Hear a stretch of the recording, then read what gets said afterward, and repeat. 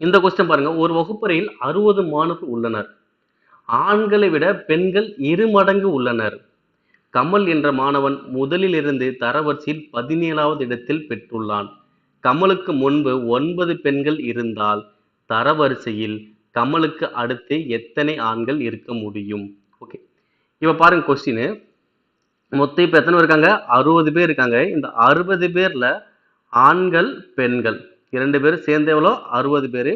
ஆனா என்னது, ஆண்களை விட பெண்கள் 2 மடங்கு இருப்பாங்க. அதாவது ஆண்கள் ஒரு பங்குனா பெண்கள் ஒரு பங்கு 2 பங்கு. ஓகேங்களா? அப்ப மொத்தம் ஆண்கள் 1 பெண்கள் 2, மொத்தம் கூட்டினா வரும் 3 பங்கு.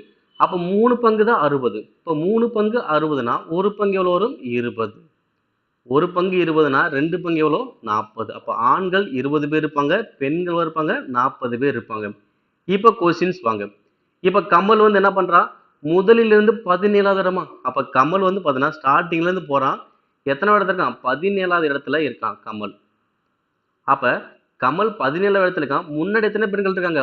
9 பெண்கள் இருக்காங்க.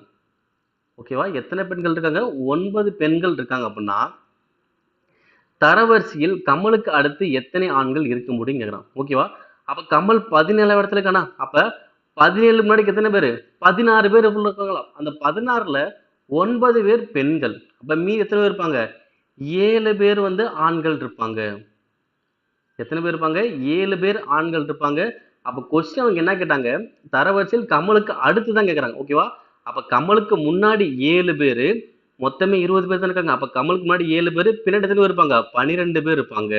ஏன்னா முன்னாடி 7 பேரு, பின்னாடி 12 பேரு, கமல் ஒரு ஆள். மொத்தம் 20 பேர் ஆயிடுச்சுங்களா? அப்ப கமலுக்கு பின்னாடி எத்தனை பேர் இருப்பாங்க? 12 பேர் இருப்பாங்க.